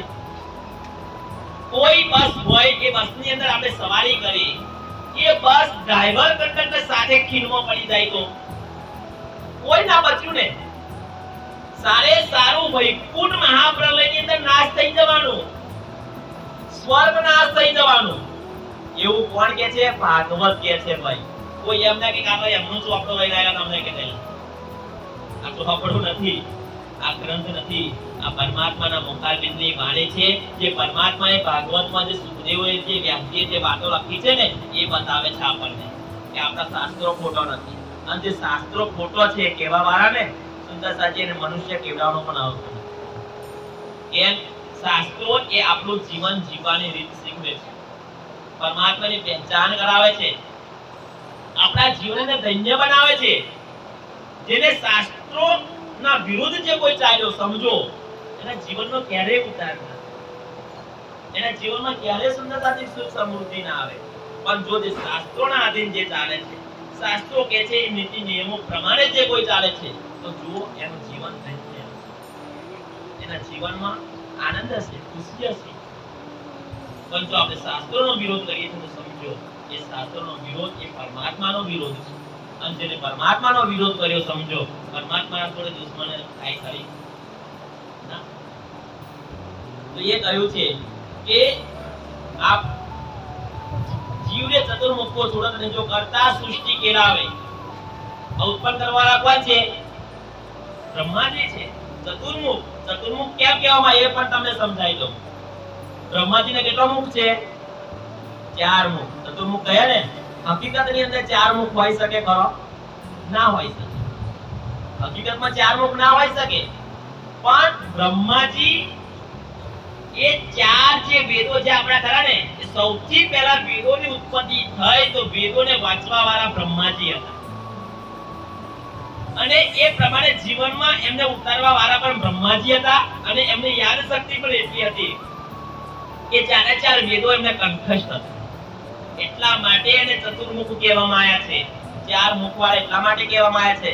બાકી કોઈ મનુષ્યને બે મુખ હોય કેવું લાગે? વિચિત્ર લાગે ને, વિચિત્ર લાગે. તો ચાર મુખ હોય તો આજે એક મુખ છે ખાવા હારું કેટલા ધમપછાડા કરીએ આપણે. એક મુખમાં એક જીભ્યા હારું કેટલો દોડા દોડ ગરમ વાળો ચાર હોય તો ખ્યાલ આવ્યો? અને સમજો આપણા દેવી દેવતાઓનું જે કઈ કોઈ સવારી છે, કોઈનો મુખ છે, કંઈક ને કંઈક જે ચિત્રો જે છે ને, એ ચિત્રો કઈ કહેવા માંગે છે. હકીકતની અંદર એવા ચિત્રો નથી. આ તો બ્રહ્માજીની વાત આવી તો એક સાચી, તમે માનો ના માનો વસ્તુ અલગ છે. હનુમાનજીની વાત તમને કરી દઉં. હકીકતની અંદર હનુમાનજી એ વાદળનું સ્વરૂપ છે. આપણે જાણતા જ નથી, આપણે હિન્દુ છીએ. સનાતનનો આપણે વિરોધ બહુ થઈ ગયો, પણ સનાતનને કોઈ એમ કે ભાઈ હનુમાનજીને પૂછડું નથી તો કોઈ ના માને. હનુમાનજી એ આપણા જેવા પુરુષ છે. કેરળ રાજા છે ખરા ને, કેરળના રાજાનો દીકરો એ રાજકુમાર છે હનુમાનજી. એ કોઈ વાંદરો નથી, પણ આપણે વાંદરાનું સ્વરૂપ આપી દીધું, એને પૂંછડું બનાવી દીધું, એને મોઢું કોવાનું આપી દીધું, વાંદરાનું આપ્યું. આપણે આપણા દેવનું આપણે અપમાન કરીએ છીએ. હોય શકે ખરો? રાજમહેલની અંદર કોઈ રહે? વાંદરો કોઈ રાજમહેલમાં રહે? રામાયણની અંદર વર્ણન છે ભાઈ, વાલી છે, સુગ્રીવ છે, એ બધા રાજમહેલોની અંદર રહેતા હતા. સોનાના હિંડોળા પર બેસતા હતા. વાંદરા બેસે ખરા? વાંદરો સંસ્કૃતમાં બોલે ખરો? હનુમાનજીનું સંસ્કૃત એટલું બધું પાવરફુલ હતું. આજ દિવસ સુધી હનુમાનજી જેવું સંસ્કૃત સ્પષ્ટ ઉચ્ચારણ કરવા વાળો આજ સંસારમાં જન્મ નથી લીધો. ઓ વાંદરો સંસ્કૃત બોલે? એ છે આપણા હનુમાનજી. અને આપણે જાણતા નથી હનુમાનજી કોણ છે. હનુમાનજી સૂર્યને કે ગળી ગયેલા 13 લાખ ગણો મોટો સૂર્ય હનુમાનજી ગળી જાય ખરા? ગળાય ખરા ભાઈ? ના ગળાય. પૃથ્વી તો 13 લાખ ગણો મોટો, અને એ પૃથ્વીમાં પાછા હનુમાનજી, તો હનુમાનજી કેવડા? હનુમાનજી સૂર્ય નામની જે વિદ્યા છે ને, એ સૂર્ય નામની વિદ્યામાં પારંગત હતા. સંપૂર્ણ વિદ્યા એમને આવડતેલી, યોગ બળની શક્તિથી એ શીખેલા. એટલા માટે એવું કહેવાય છે કે હનુમાનજી સૂર્યને કરી ગયેલા. આજે રામાયણની કથા કરવાના મોરારજી બાપુને કહેજો કે હનુમાનજી વાંદરો શખ્સુ છે, એવાય પણ મનુષ્ય એવું નહીં કરી શકે. કેમ? એ જ્ઞાન નથી એની પાસે. એ જ્ઞાન લઈને આવવા વાળા પારબ્રહ્મ પરમાત્મા જે છે, સાચા સદગુરુ, આજે વિજોલ ગામની અંદર પ્રતાપસિંહના સુદર્શનજી પ્રતાપે આપણને આ સાંભળવા મળ્યું છે કે હકીકતની આ હકીકત આ છે. હકીકત આ છે કે બ્રહ્માજી પણ એક પરમાત્મા નથી. હનુમાનજી બધું, બ્રહ્માજી એ ભગવાન છે, વિષ્ણુજી એ ભગવાન છે, શંકરજી એ ભગવાન છે. પરમાત્મા કોઈ ઓર વસ્તુ છે. એમની અંદર પરમાત્માનો અંશ છે, ખાલી અંશ છે. પરમાત્મા તો પૂર્ણ છે. તો એ પરમાત્મા છે સુંદરતાજી. તો એ વાત કરી છે કે જીવને ચતુર્મુખો છોડત નહીં જો સસ્તા કરતા સૃષ્ટિ કહેલાય. ચારો તરફો 14 લોકો કાળ પહોંચ્યો. 14 બ્રહ્માંડની અંદર કોઈ એવું સ્થાન નથી કે જો કાળ નથી. તો સમજો આ પિંડનો નાશ થવાનો તો બ્રહ્માંડનો પણ નાશ થવાનો. કબીર સાહેબે કેટલી સરસ વાત કરી. પિંડ में होता तो मरता ना कोई, ब्रह्मांड में होता तो देखता सब कोई. परमात्मा पिंडमय નથી, પરમાત્મા બ્રહ્માંડમય નથી. પિંડ બ્રહ્માંડ દોય સે નારા. કોણ કહે છે? કબીર સાહેબ કહે છે પિંડમય નથી, બ્રહ્માંડમય નથી, પણ એ બંનેથી કેવા છે? ન્યારા છે. કહત કબીર સોય સાઈ હમ.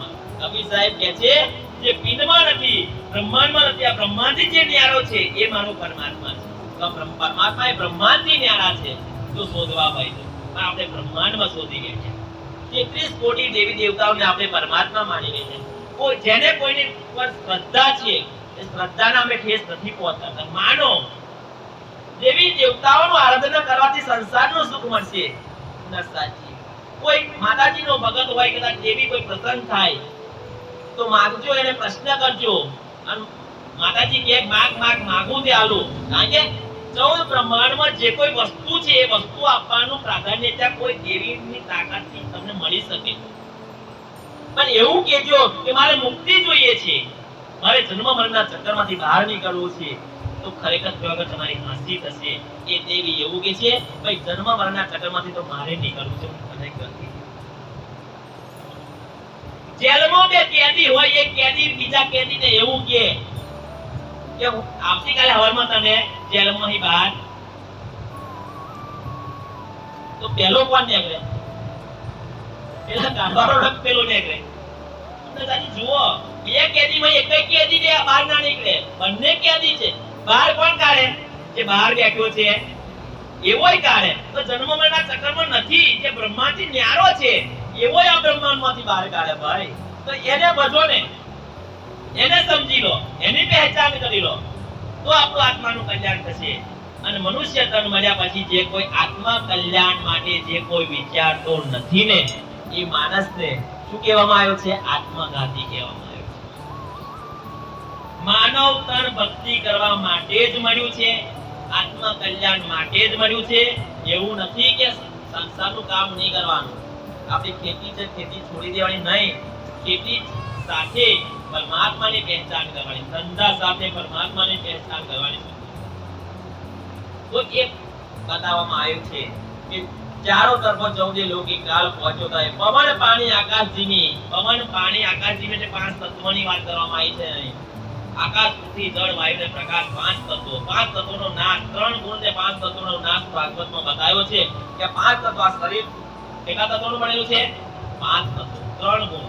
તો બ્રહ્માજી જે છે એ બ્રહ્માજી પણ 5 તત્વો અને 3 ગુણનું શરીર બનેલું છે. હા, એમનામાં સતોગુણની પ્રાધાન્યતા વધારે છે. વિષ્ણુ ભગવાનની અંદર રજોગુણની પ્રાધાન્યતા વધારે છે અને શંકર ભગવાનની અંદર તમોગુણની પ્રાધાન્યતા વધારે છે. પણ દરેકની અંદર 5 તત્વ અને 3 ગુણ રહેલા છે. 5 તત્વ અને 3 ગુણ એક દિવસ નાશ થવાનો છે. આ બ્રહ્માંડનો નાશ થવાનો છે. તો બ્રહ્માંડથી ન્યારા જે પરમાત્મા છે એ પરમાત્મા વિશે આપણે વિચારવું જોઈએ કે છે. પવન પાણી આકાશ જીવી જો અગિન જ્યોત બુઝાય, અવસર યસો જાણ કે તું પ્રાણ પ્રતિનો લાય. આપણને જે અવસર મળ્યો છે ને એ સુનેરો અવસર મળ્યો છે. રે હો દુનિયા ભાવરે કોટ જન્મ ગવાર, મન માકી માયા કી છાકી સુનત નહીં. આ મનુષ્ય તન હીરાજનમ છે. બ્રહ્માંડ નહીં કોઈ પણ ઝવેરાતો છે, કિંમતી ઝવેરાતો, સોનું હોય, ચાંદી હોય, હીરા હોય, એક બાજુ મૂકો, એક બાજુ મનુષ્ય તનને મૂકો, એની બરોબરી નહીં કરી શકે. એટલું આ મનુષ્ય તનની કિંમત વાંચવામાં આવી છે. સંતોએ બહુ કેટલો મહિમા ગાયો છે.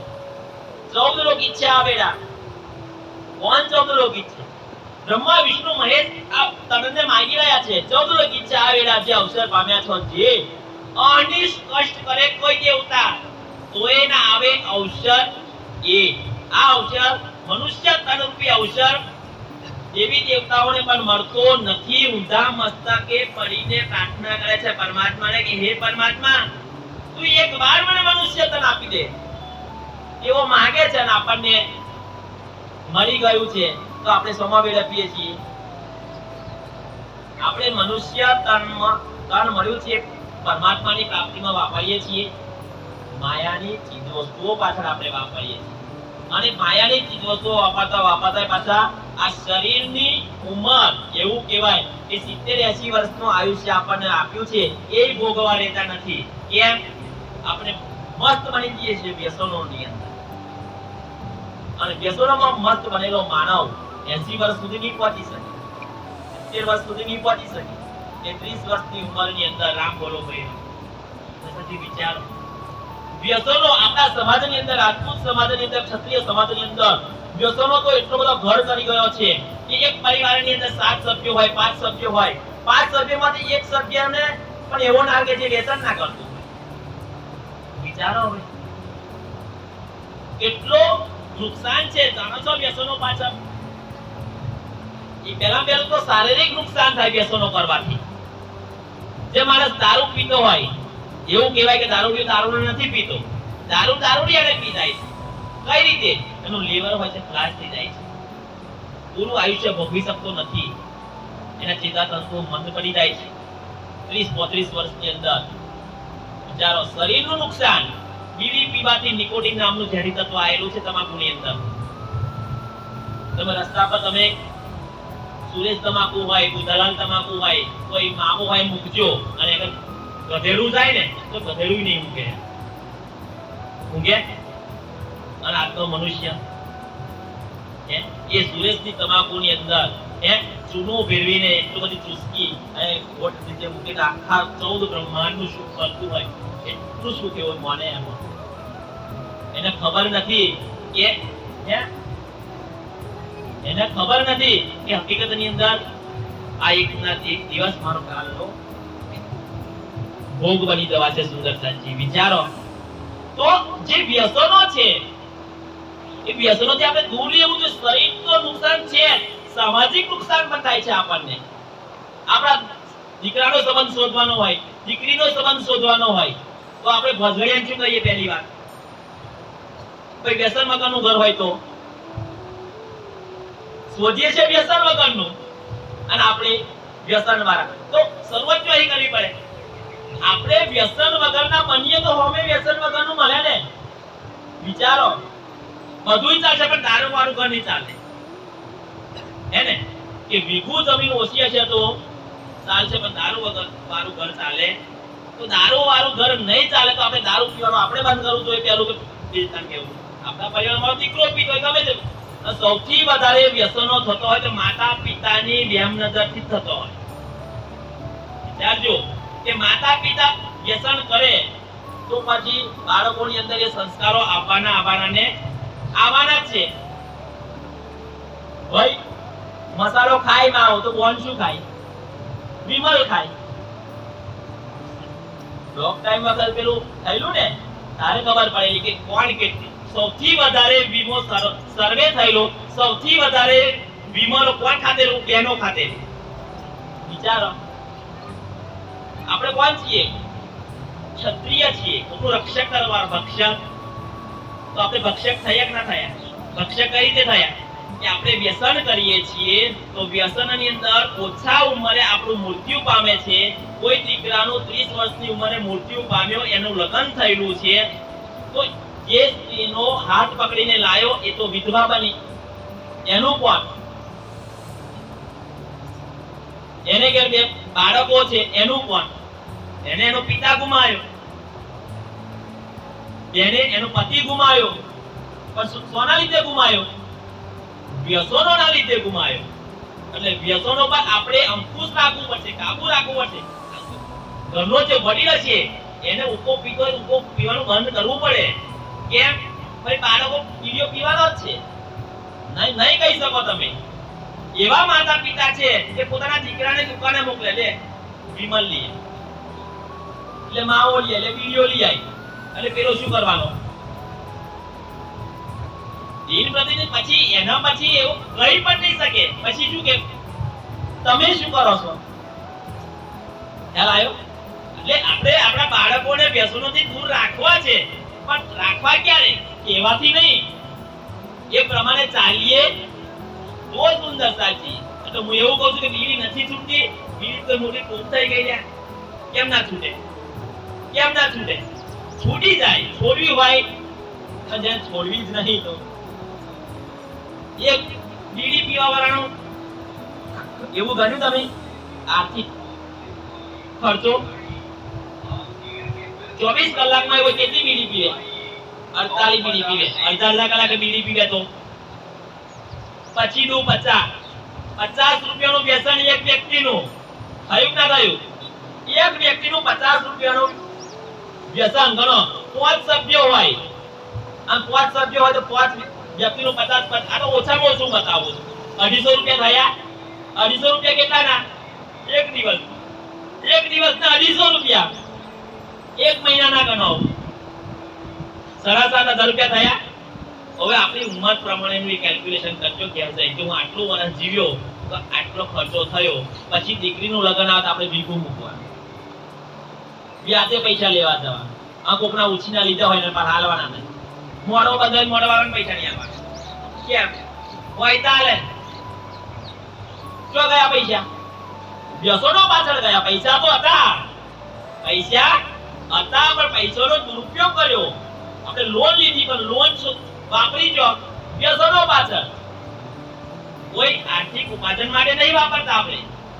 આ સમાજને, આપણા સમાજની આપણ દૂષણો ઘણો બધો છે. આપણે દૂર રહેવું પડશે. પછી એવું કહેવાય કે આપણા બાળકો આપણે ભણાવતા નથી. સૌથી વધારે ખર્ચ એજ્યુકેશન પાછળ કરો. ખોટા ખર્ચા પાછળ, વિદ્યો પાછળ ખોટા ના કરશો. એને બચાવો. બચેલા પૈસા આપણા બાળકો ભણે છે, સામેનું બાળક હોય છે, ગરીબનું બાળક છે, તો એને ટેકો કરો. એ બાળક મોટું થશે, એજ્યુકેશન વાળું થશે, તો એવો એનો પગ પર ઉભો થશે. એ આશીર્વાદ મળશે. આશીર્વાદ એમ મળે, બ્રહ્મને આપવાથી આશીર્વાદ નહીં મળે, ઉપરથી પાપ લાગશે. કારણ કે બ્રાહ્મણો શું કરે છે? તમે આલેલા પૈસા એવો તારું પીવે, એવો આમલેટની લારી પર જઈને આમલેટ ખાય છે ભાઈ. તો આ પૈસા કોને આપ્યા? આપણે આલ્યા ને. આપણે આલ્યા તો એને દારૂ પીતો, એને પીડીઓ પીધી. આપણે ના આલ્યા હોત તો એ પાપ લાગ્યો. એ પાપના ભાગીદાર કોણ? આપણે હોય પાપના ભાગીદાર. એટલે પુણ્ય કરો. હું એવું નથી કે કોઈ ગતાત્મા પાછળ આવું વાપરવાનું નહીં, વાપરો પણ ઉગે એવું વાપરો, જેથી કરીને આપણને પણ લાભ થાય, ગત આત્માને પણ લાભ થાય. તો આવો સુંદર સાચી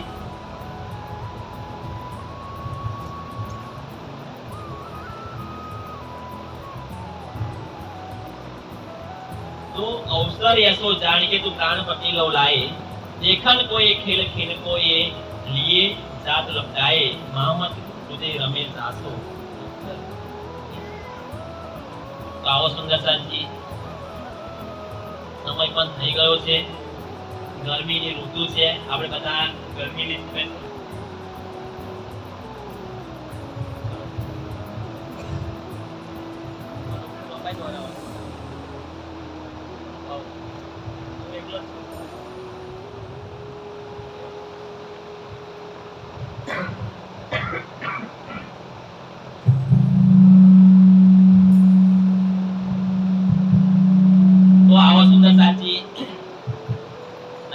બધા જ સગા સંબંધી, સુંદરતા, ભાઈબંધ, દોસ્તાર, સમાજ બધા જ ભેગા થયા છે. કદાચ મારાથી એવું કોઈ અપશબ્દ બોલાઈ ગયો ભાઈ, કોઈને દુઃખ થયું ભાઈ કે ભાઈ આવું ના કેવું જોઈએ ના ભાઈ આવું કે છે, કદાચ ખોટું લાગ્યું હોય તો માફ કરી દેજો. એવું કોઈ શબ્દ બોલાઈ ગયો હોય તો, કારણ કે હું તો એટલો બધો વિદ્વાન છું નહીં, પણ જે કઈ પરમાત્માના સુખથી જે કઈ પ્રાપ્ત થયું છે અમે પીરસવાનો બધા સુંદર સાથ બનાવીને આયા છીએ, પીરસવાનો અમે પ્રયત્ન કરીએ છીએ. કોઈને આ ચર્ચા સાંભળ્યા પછી કોઈને કોઈ સંશય થયો હોય કે ભાઈ તમે આવું કેમ કરશો થાય, અને આધ્યાત્મિકતાની અંદર, સત્સંગની અંદર જો પ્રશ્ન થાય ને તો સુંદર સાચી કંઈક જાણવા મળે. સત્સંગની અંદર પ્રશ્ન ના થાય તો, પ્રશ્ન કોને થાય? જેને જિજ્ઞાસા હોય એને થાય. તો પ્રશ્ન થયો હોય તો પ્રશ્ન પણ કહેવાની છૂટ છે. પરમાત્માની મહેરથી જે કઈ એનો જવાબ મળશે એનો જવાબ પણ આપણે કરીશું.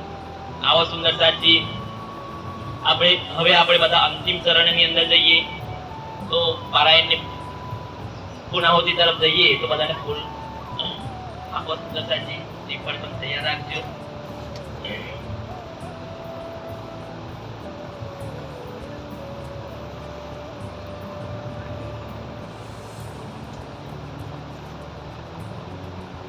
પરિવારના જે સદસ્યો હોય, પરિવારના સદસ્યો રાજ્ય સન્મુખ આવીને બિરાજમાન થઈ જશે.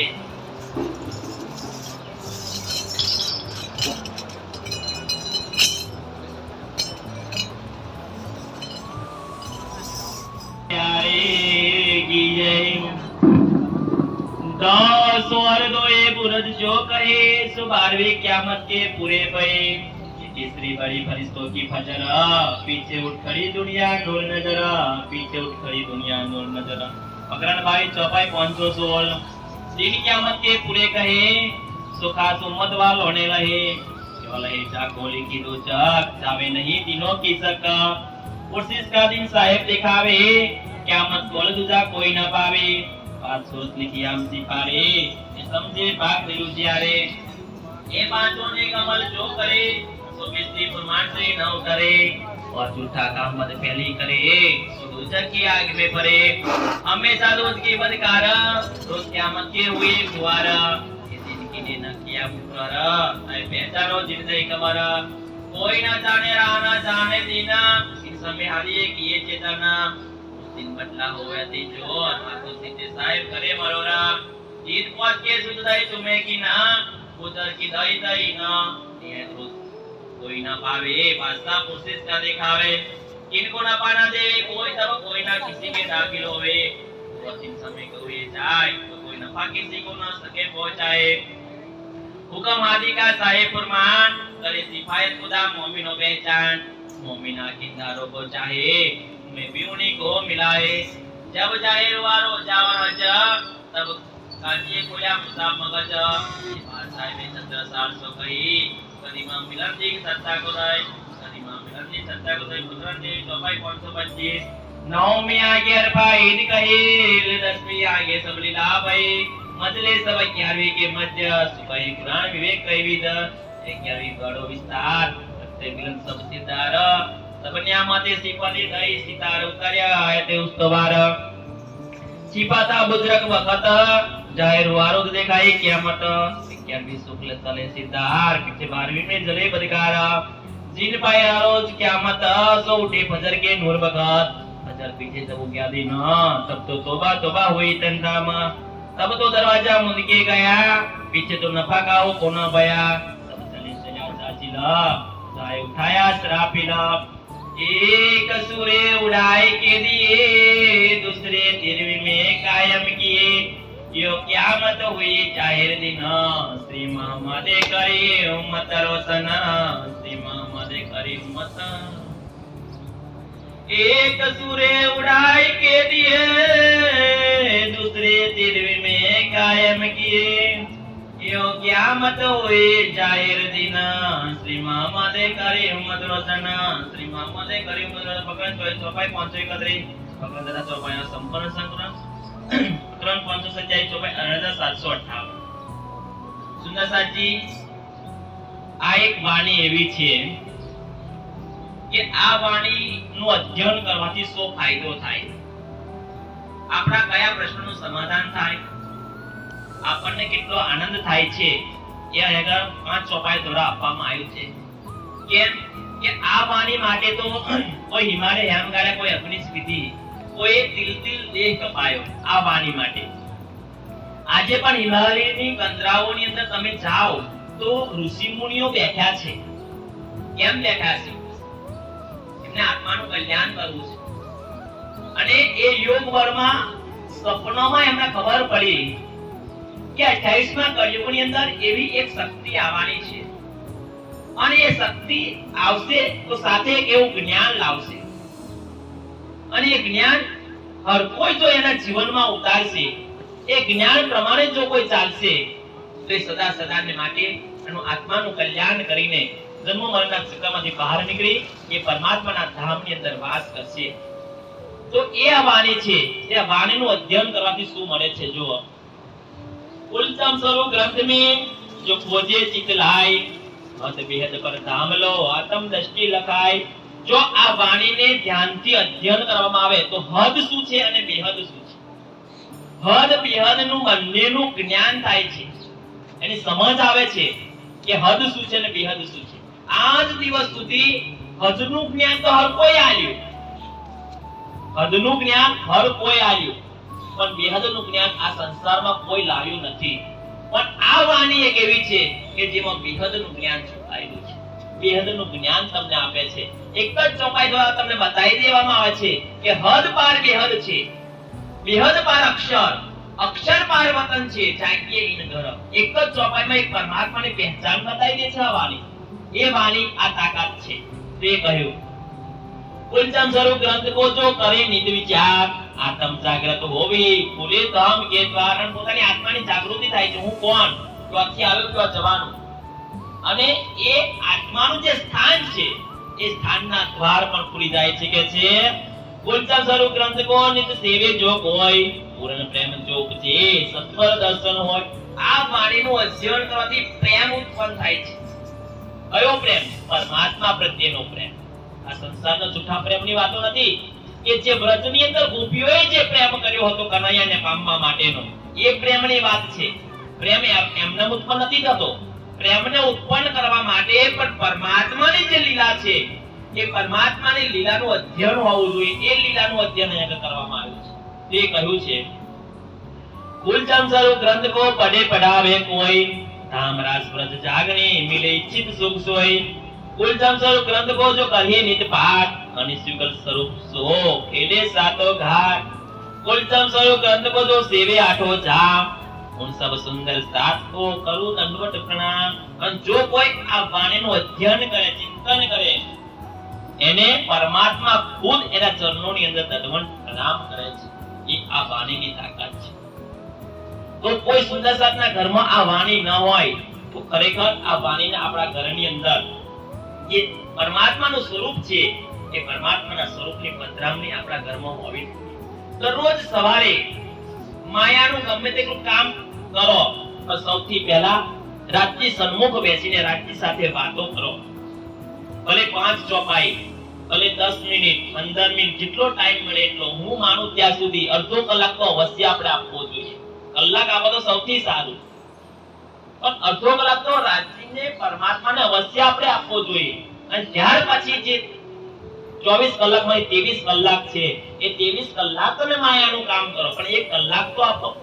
અને 1 કલાક આપેલો પરમાત્માને એ તમારા 23 કલાકનું ફળ છે. ગમે તેટલું તમારું કામ હશે એ કામ તમારું અવશ્ય થશે, પણ સૌથી પહેલા પ્રાર્થના જે હોય, જે સેવા પૂજા હોય એ પરમાત્માની હોવી જોઈએ. અને એ પ્રમાણે આપણે ચાલવાનું છે. આવો સુંદરતાજી પ્રતાપસિંહ આપણી વચ્ચે નથી. પ્રતાપસિંહને આત્માનું કલ્યાણ, જન્મ મરણના ચક્રમાંથી બહાર કાઢવાના આપણે કોણ છીએ? એ પરમાત્મા છે. અને આપણા કહેવાથી કાઢશે એવું પણ નથી કે એમને પરમાત્માની રાજ્યની ભક્તિ કરી છે, એમનો હક છે જન્મ મરણના ચક્રમાંથી બહાર નીકળવાનો, અને એમની આત્મા રાજ્યના ચરણોની અંદર જાગૃત થવાનો એનો હક છે. આપણા કહેવાથી નથી. પણ જ્યારે કોઈ પ્રસંગોપાત આપણે બેઠા હોઈએ કે ભાઈ આજે એમની શ્રદ્ધાંજલિ માટેનો છેલ્લો દિવસ છે, છેલ્લા દિવસની અંદર આપણે બધા ભેગા થયા છીએ. શા માટે? શ્રદ્ધાંજલિ આપવા માટે. એમાં બેઠેલા તમામ સગા સંબંધી, સમાજ, ભાઈબંધ, દોસ્તાર ને હું વિનંતી કરું કે કોઈ રામને માનતું હોય, કોઈ કૃષ્ણને માનતું હોય, કોઈ માતાજીને માનતું હોય, હર કોઈ પોતાના ઈષ્ટદેવને ચિંતન કરીને સાચી શ્રદ્ધાંજલિ આપણે આપીશું. શ્રદ્ધાંજલિ સ્વરૂપે રાજજીના ચરણોની અંદર ધ્યાન આપીને પરમાત્માના ચરણોમાં ધ્યાન આપણે ફરવીશું. અને એક વાર તારતમનો પાઠ કરીશું કે હે રાજજી, જે આત્મા તમારા ચરણોમાં આવી છે એને અખંડ સુખ શાંતિ અર્પણ કરો.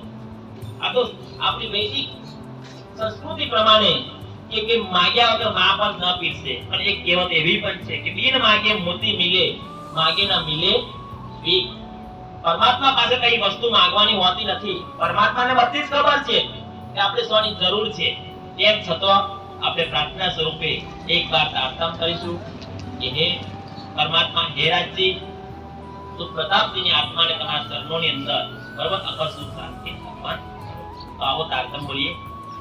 નામ શ્રીજી સાહેબજી અનાદિ અક્ષરાતીત સોતો બજાહેર ભય સમવિદ વતન સહિત શ્રી શ્યામાજી વર સત્ય હે સદા સુખે દાતા વિનંતી એક જો વલ્ભા મોમના કે વિધાન पानी मेरे पियो की न्यारी जो संसार निराकार के पार थे तिहार के विपार अंगुठ कंठा उपजी मेरे करना ये विचार ये सतवानी मत के लेवो जो इनको सार इंसार में के सब सुख सो में निर्णय करो निर्धार ये सुख देव ब्रह्म सृष्टि को तुम्हें अंधार जब ये सुख अंग में आवी तब छूट जाए विकार आवे आनंद खंड घर को श्री अक्षरातीत वर्तार आवे आनंद खंड घर को श्री अक्षरातीत श्री श्री श्री ग्रंथराज किताब अंजिल वाणी पुराणी प्रबोधपुरी हंसा मध्य उत्तरी से शुरू हुई स्टार હવે પહેલામો જલની કહો વાત, પિતા દુઃખ રૂપી દિન રાત, નાવા નર્મલે કઈ વાત, તેની કેટલી કહો વિખ્યાત,